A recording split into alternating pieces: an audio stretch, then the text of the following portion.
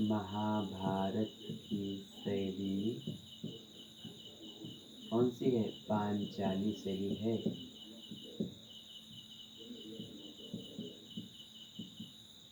पांचाली शैली है। महाभारत की शैली पांचाली शैली। एक मिनट, महाभारत के लेखक के विषय में कहा जाता है कि वेद व्यास। वेद व्यास ही महाभारत के लेखक माने जाते हैं। महाभारत में 1,00,000 श्लोक हैं। कितने श्लोक हैं? 1,00,000 श्लोक माने जाते हैं। महाभारत में 18 पर्व है। कितने पर्व हैं? 18 पर्व है। महाभारती पति पर्व सन्ति। तो महाभारती अष्टादश पर्व सन्ति। महाभारत की शैली पंचाली शैली हो गई। पाणिनि ने पाताल विजय, जामंती विजय नामक 2 काव्य ग्रंथों की रचना लगभग 400 ईस्वी पूर्व में की थी। महाकाव्य सर्गबद्ध होता है और सर्गों की संख्या 8 से अधिक होनी चाहिए। बौद्ध कवि अश्वघोष ने बुद्ध चरितम संदर्भ महाकाव्य की रचना की थी। महाकाव्य में श्रृंगार, वीर, शांत रस में से कोई एक रस अंगीरस होना चाहिए। अच्छा, ये सब हम जो है आपको विस्तार से बताएंगे। उससे पहले थोड़ा आपको संक्षिप्त में और बताने का प्रयास करते हैं। त्रिमुनि के अंतर्गत पाणिनि, कात्यायन, पतंजलि का नाम दिया जाता है। 8 अध्यायों से युक्त अष्टाध्यायी की रचना महर्षि पाणिनि ने की है। भट्टोजीदीक्षित के शिष्य वरद आचार्य ने लघु सिद्धांत कौमुदी और मध्य कौमुदी की रचना की।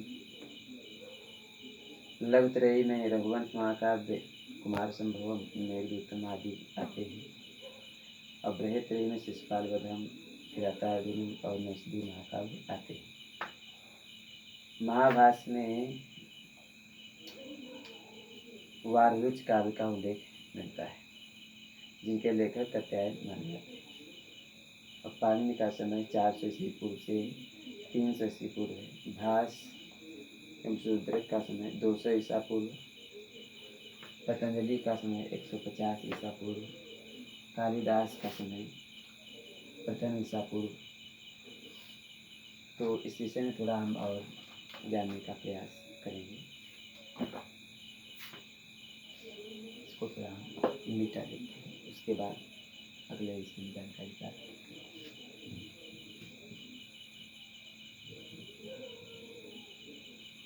संस्कृत साहित्य के प्रमुख कवियों का समय संक्षिप्त रूप में जानने का प्रयास करेंगे। यहाँ लिख लेते हैं।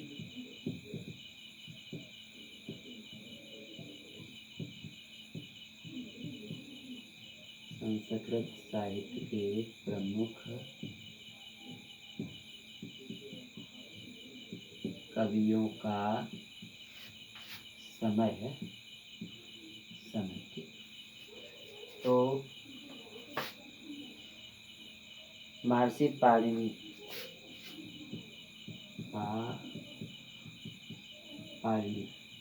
इनका समय माना जाता है 400 ईसा पूर्व। माना जाता है 400 ईसा पूर्व। और उसके बाद नंबर 2 पर कात्यायन। क्या नाम है? कात्यायन। कात्यायन के विषय में इनका समय 300 ईसा पूर्व माना जाता है। 300 ईसा पूर्व माना जाता है। महर्षि पाणिनि का समय कितने ईसा पूर्व है? 400 ईसा पूर्व है। और कात्यायन का समय 300 ईसा पूर्व माना जाता है। अब अगला एक नंबर। इसके बाद भाष्य एवं शूद्रक। महाकवि भाष्य और शूद्रक, इनका समय 200 ईसा पूर्व मानते हैं।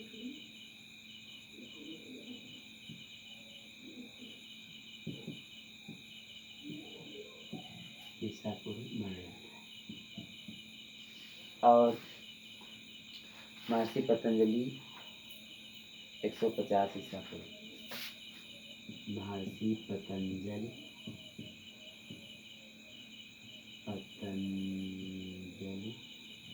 का समय है 150 ईसा पूर्व। और इसके बाद थोड़ा देखने का प्रयास करते हैं। प्रथम शताब्दी ईसा पूर्व में कालिदास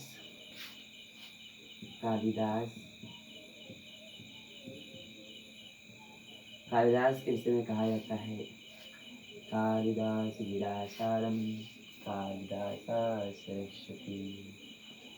कालिदास के वाणी तत्व के लोग कालिदास जान सकते हैं, तो कालिदास ब्रह्मांड सुन सकते हैं, तो सरस्वती जान सकते हैं, मेरे जैसे अन्य लोग नहीं सुन सकते।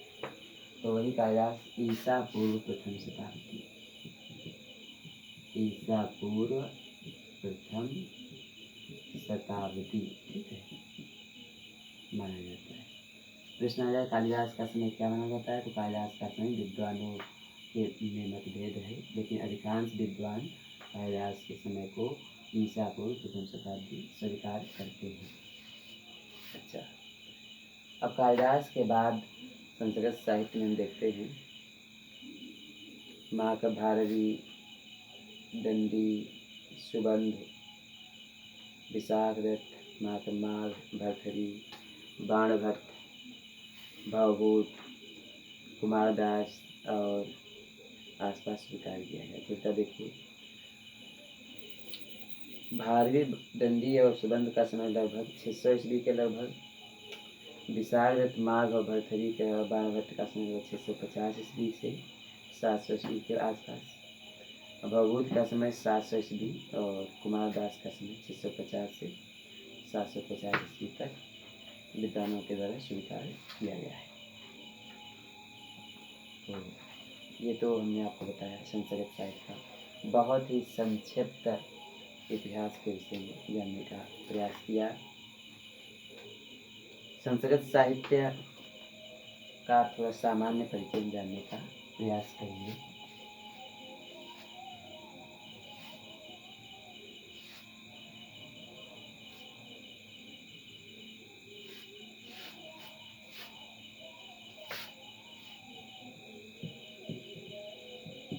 संस्कृत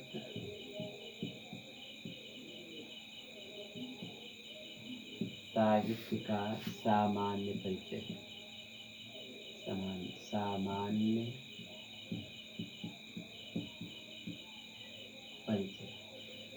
देखिए, हम जानने का प्रयास कर रहे हैं संस्कृत साहित्य का सामान्य परिचय।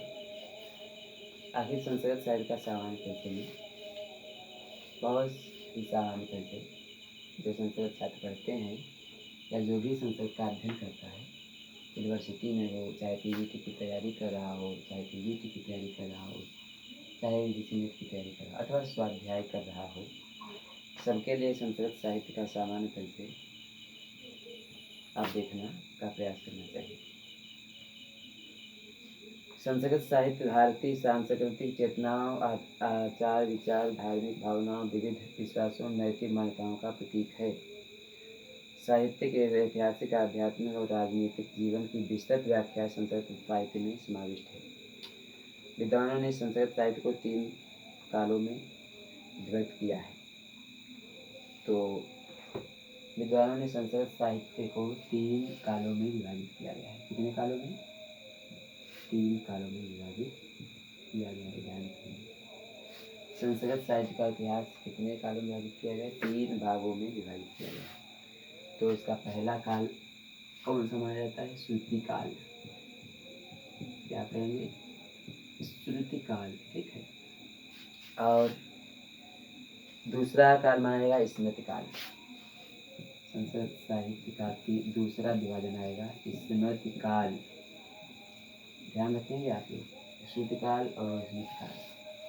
और उसके बाद तीसरा काल आएगा लौकिक साहित्य काल। क्या आएगा? लौकिक साहित्य काल। लौकिक साहित्य काल, ठीक। लौकिक साहित्य काल के विषय में हम लोग जानकारी प्राप्त कर रहे हैं। तो अब श्रुत काल के अंतर्गत क्या क्या आएगा ये भी हम जानने का प्रयास करेंगे। श्रुत काल के अंतर्गत हमारे आएंगे वेद। क्या आएंगे? वेद, ब्राह्मण, आरण्यक, उपनिषद। श्रुत काल में 4 चीजें आएंगी। क्या क्या आएंगी? ध्यान रखेंगे। वेद, आरण्यक, ब्राह्मण, वेद, ब्राह्मण, आरण्यक और उपनिषद। अब बात करेंगे संस्कृत साहित्य का सामान्य परिचय के अंतर्गत स्मृत काल के विषय। स्मृत काल के अंतर्गत क्या आएगा इसके विषय में जानकारी प्राप्त करने का प्रयास करते हैं। तो स्मृत काल के अंतर्गत रामायण, महाभारत, पुराण, धर्मशास्त्र, वेदांग का परिचय। अच्छा, स्मृत साहित्य इसमें वेद है, वेदांगों का परिचय भी आएगा। श्रुत काल में वेदांगों का परिचय भी आएगा। अब स्मृत काल में हम देखने का प्रयास करते हैं क्या क्या या किस प्रकार से विभाजित किया गया है।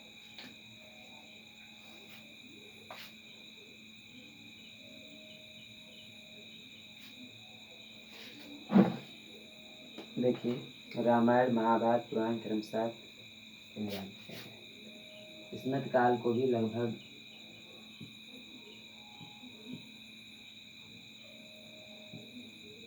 लगभग 4 भागों में बांटा गया है। रामायण, महाभारत, पुराण,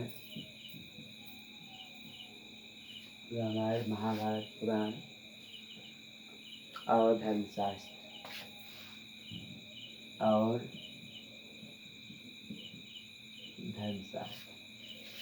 स्मृत काल को कितने भागों में बांटा गया है तो आप ध्यान रखेंगे। रामायण, महाभारत, पुराण और धर्मशास्त्र में विभाजित किया गया है।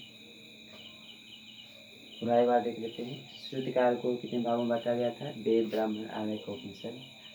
स्मृत काल को रामायण, महाभारत, पुराण और धर्मशास्त्र। अब लौकिक साहित्य की बात होगी जो संस्कृत साहित्य का सामान्य परिचय के अंतर्गत हुई है। जो इस आपको जानकारी दी जाएगी केवल और केवल संस्कृत साहित्य का सामान्य परिचय के अंतर्गत जानकारी आ रही है। तो अब हम देखेंगे लौकिक साहित्य को किस भागों में बांटा गया है। लौकिक साहित्य काल में क्या क्या हुआ? लौकिक साहित्य काल में विविध काव्य रचे गए, नाटक और गद्य पद्य लिखा गया है।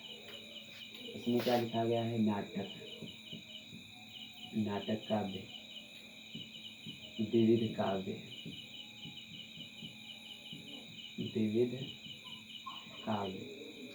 गद्य और पद्य काव्य, गद्य काव्य, पद्य काव्य। ये सब लौकिक साहित्य के काल के अंतर्गत नाटक, विविध काव्य, गद्य काव्य, पद्य काव्य आदि प्रकार से विभाजित किया गया है। तो ये हमने आपको बहुत ही संक्षिप्त रूप में आपको संस्कृत साहित्य का परिचय देने का प्रयास किया है।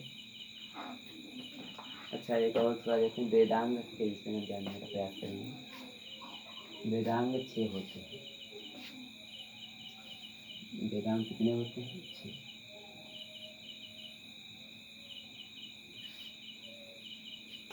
वेदांग कितने होते हैं? 6। तो वेदांग कौन कौन होते हैं? क्या वेदांग किसे कहा जाता है?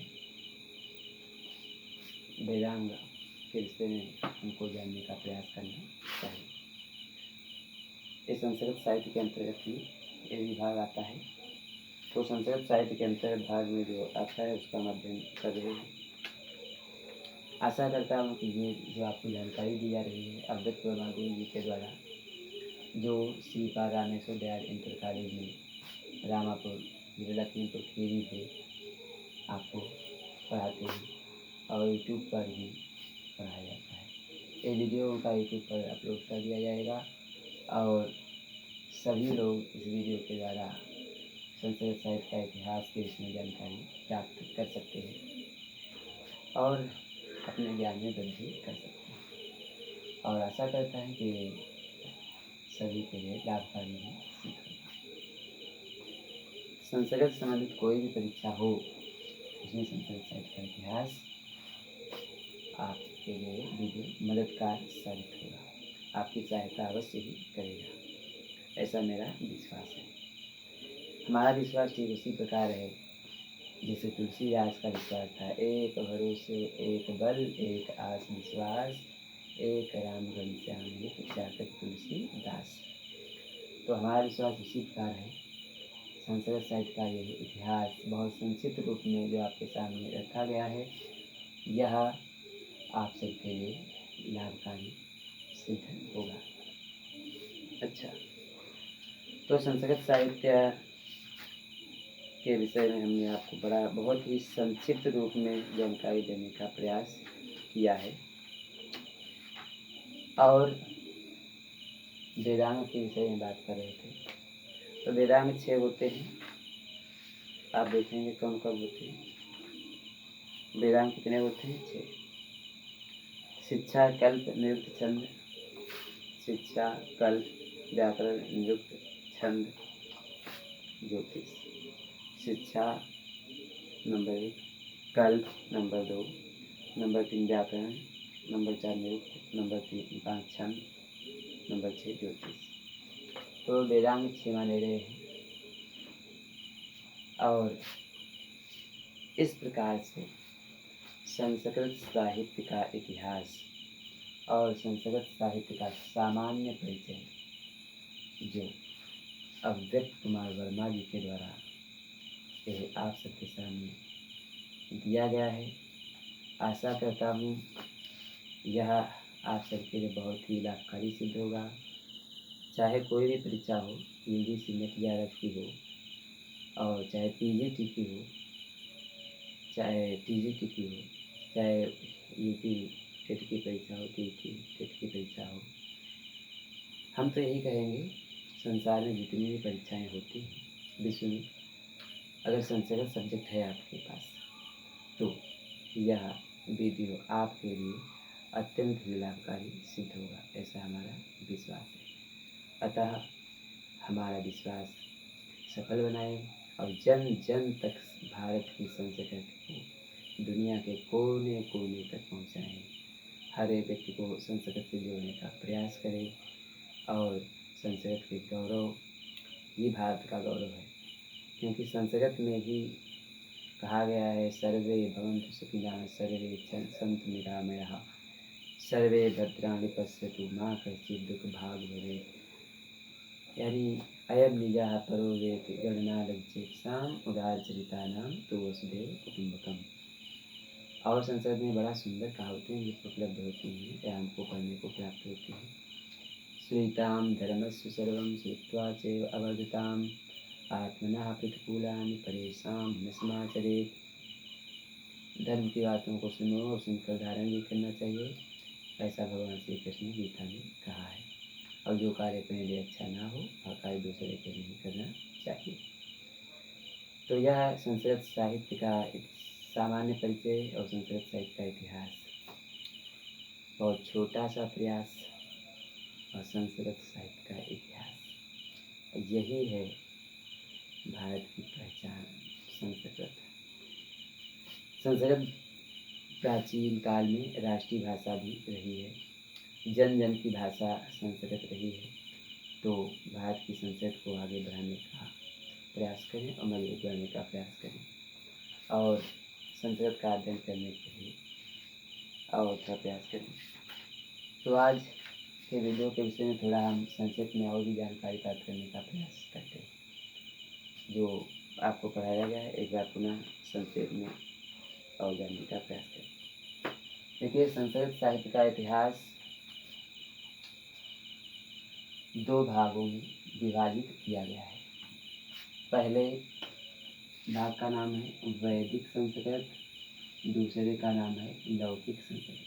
तो वैदिक संस्कृत और लौकिक संस्कृत 2 विभागों में विभाजित किया गया है। 2 भागों में विभाजित किया गया है। वैदिक संस्कृत साहित्य, संस्कृत साहित्य का इतिहास, वैदिक संस्कृत और लौकिक संस्कृत। वैदिक संस्कृत को 4 भागों में विभाजित किया गया है। संहिता, ब्राह्मण, आरण्यक और उपनिषद। वेद 4 होते हैं, मैंने आपको बताया था। ऋग्वेद, यजुर्वेद, सामवेद और अथर्ववेद। ऋग्वेद में 10,580 सही 1/4 मंत्र होते हैं या प्राप्त होते हैं। तो संहिता, ब्राह्मण, आरण्यक, उपनिषद। अब इसके बाद देखते हैं लौकिक साहित्य के विषय में। एक बार पुनः हम दोबारा इसका अध्ययन कर रहे हैं। लौकिक संस्कृत साहित्य के अंतर्गत क्या क्या आता है? तो लौकिक संस्कृत साहित्य के अंतर्गत दृश्य काव्य, श्रव्य काव्य 2 भागों में विभाजित किया गया है। दृश्य काव्य को 2 भागों में विभाजित किया गया है। कौन कौन से भागों के नाम क्या है? तो दृश्य काव्य के नाम है रूपक और उपरूपक। प्रश्न आएगा रूपक कितने वेद हैं? तो रूपक के 10 वेद हैं। कौन कौन वेद हैं? तो पुनः देख लेते हैं। नाटक, प्रकरण, ब्राण, प्रेषण, दिवह, व्यायो, समकारादि की अंक इह मृगः। तो ये 10 रूपक के वेद हैं। अच्छा, उपरूपक के 18 वेद देख लेते हैं। तो नाटिका, त्रोटक, गोष्ठी, षट्क, नाट्य, रासक, प्रस्थान, उल्लाख्य, काव्य, प्रेम, खड़, रासक, संलापक, श्री ललित, शिल्पक, विलासिका, दुर्मल्लिका, प्रकरणी, हलेसक और भ्रणिका। अब इसके बाद श्रव्य काव्य को के विषय में जानने का प्रयास करते हैं। तो श्रव्य काव्य 3 भागों में विभाजित किया गया था। गद्य काव्य, पद्य काव्य और चंपू काव्य। गद्य काव्य को 2 भागों में विभाजित किया गया है। गद्य काव्य कितने भागों में विभाजित किया गया है? 2 भागों में विभाजित किया गया है। कथा और आख्यायिका। कथा कादम्बरी है और आख्यायिका हर्षचितम है। श्रव्य काव्य का दूसरा भाग है पद्य काव्य। पद्य काव्य के अंतर्गत महाकाव्य, और महाकाव्य क्या आता है? अर्जुनियम, शिशुपालवधम, मैथिली चरितम। ये तीनों वैतरेयी के महाकाव्य आते हैं, वैतरेयी के अंतर्गत आते हैं। अर्जुन के लेखक महाकवि भारवी हैं और शिशुपालवधम के महाकवि वामाग जी हैं। मैथिली चरितम के श्रीहर्ष हैं। खंड काव्य मेघदूतम और ऋतुसंहारम है। ये दोनों कालिदास की रचनाएं हैं। मुक्त काव्य नीति शतकम, श्रृंगार शतक और अमृत शतक रचनाएं मानी जाती हैं। अब इसका तीसरा भाग देखेंगे श्रव्य काव्य के अंतर्गत, वह है चंपू काव्य। चंपू किसे कहा जाता है? गद्य पद्य से मिश्रित रचना को ही हम चंपू कहते हैं। तो चंपू काव्य त्रिविक्रम भट्ट का नल चंपू काव्य बड़ा प्रसिद्ध है। उसमें 7 उच्छ्वास हैं। अच्छा, नल प्रश्न आता है कि नल चंपू इसमें विभाजित किया गया तो उच्छ्वासों में। नल चंपू में कितने उच्छ्वास हैं? ध्यान दीजिएगा। नल चंपू में कितने उच्छ्वास हैं? तो 7 उच्छ्वास हैं। ध्यान रखिएगा, 7 उच्छ्वास हैं। या नल चंपू किसमें विभाजित किया गया है? तो नल चंपू उच्छ्वासों में विभाजित किया है। नल चंपू में कितने उच्छ्वास हैं? 7 उच्छ्वास हैं। नल चंपू किसमें विभाजित किया गया है? तो नल चंपू उच्छ्वासों में विभाजित किया गया है। कितने उच्छ्वास हैं? 7 उच्छ्वास हैं। ठीक है। अब त्रिविक्रम भट्ट की रचना है। नल चंपू किसकी रचना है? त्रिविक्रम भट्ट की रचना है। ठीक। तो इस तरह से इसके बाद रामायण महाभारत के विषय में हम वेद, पुराण, उपनिषद, मनुस्मृत और इन सब के विषय में हम अध्ययन अगले वीडियो में प्राप्त करेंगे। और तो इस तरह से संस्कृत साहित्य का संक्षिप्त इतिहास अव्यक्त वर्मा गुरु जी के द्वारा या उनके शब्दों में आप सब लोग सुन रहे थे और सुनकर उसे धारण भी करें। और हमारा एक ही प्रयास है कि संस्कृत का पूरे विश्व में प्रसार हो और संस्कृत जन जन की भाषा बने। संस्कृत लोगों तक संस्कृत पहुँचे। भारत में रहने वाले हर एक व्यक्ति के घर तक, हर एक व्यक्ति के मन तक संस्कृत की आवाज़ पहुँचनी चाहिए। संस्कृत भारत की ही नहीं, पूरे विश्व की आत्मा है। संस्कृत सभी भाषाओं की माता है। संस्कृत भाषा सभी भाषाओं की माता है। संस्कृत भाषा सभी भाषाओं की क्या है? माता है। समस्त भाषायां जननी का भाषा अस्ति, तो संस्कृत भाषा अस्ति, जननी यानी माता। और देवताओं की भाषा कौन है? तो भी आप जानेंगे संस्कृत है। देवताओं की भाषा कौन है? देवताओं की भाषा कौन है? तो देवताओं की भाषा क्या है? संस्कृत भाषा है। और हमारे वेद पुराण किस भाषा में लिखे गए? रामायण महाभारत इत्यादि तो संस्कृत भाषा में लिखे गए। प्राचीन काल में संस्कृत क्या थी? राष्ट्रीय भाषा थी। कैसी थी बोलिए? राष्ट्रीय भाषा थी। प्राचीन काल में संस्कृत राष्ट्रीय भाषा थी। या ऐसे कहेंगे संस्कृत कैसी भाषा थी? तो आप कहिए राष्ट्रीय भाषा थी प्राचीन काल में। या ऐसे कह सकते हैं संस्कृत भारत में प्राचीन काल में राष्ट्रीय भाषा रही है। तो संस्कृत के विषय में हम क्या कह सकते हैं? तो वही होगा सूर्य को दीपक दिखाने के समान होगा। संस्कृत की महत्ता के विषय में जितने भी शब्द कहे जाएं वो बहुत ही कम है। देखिए संस्कृत भाषा का महत्व। संस्कृत भाषा का महत्व के अंतर्गत हम कहें संस्कृत भाषा भारत की राष्ट्रीय भाषा रही है। प्राचीन काल में संस्कृत विश्व की कैसी भाषा रही है? भारत में विश्व की कैसी भाषा रही है? राष्ट्रीय भाषा रही है। प्राचीन काल में संस्कृत भारत की और विश्व की राष्ट्रीय भाषा रही है। प्रत्येक व्यक्ति संस्कृत में बात करता था, प्राकृत भाषा में बोलता था। तो संस्कृत के विषय में जितना भी कहा जाए इतने शब्द ही बहुत कम है।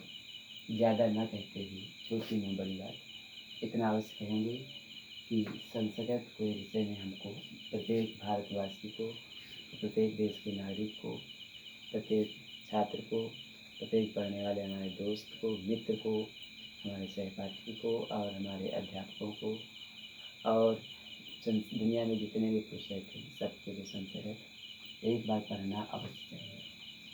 संस्कृत में ही संस्कार है। संस्कृत में क्या है? संस्कार। संस्कृत में क्या है बोलिए? संस्कार। संस्कृत में ही संस्कार निहित है और संस्कृत में ही शक्ति निहित है। क्या निहित है? शक्ति। तो शक्ति किसकी है? एकता की शक्ति। कैसी शक्ति है? एकता की शक्ति निहित है। और संस्कृत में ही परोपकार की भावना है। कैसी भावना बोलिए? परोपकार की भावना है। और कहा गया है परोपकाराय फलन्ति वृक्षा, परोपकाराय वहन्ति नद्यः, परोपकाराय दुहन्ति गावः, परोपकाराय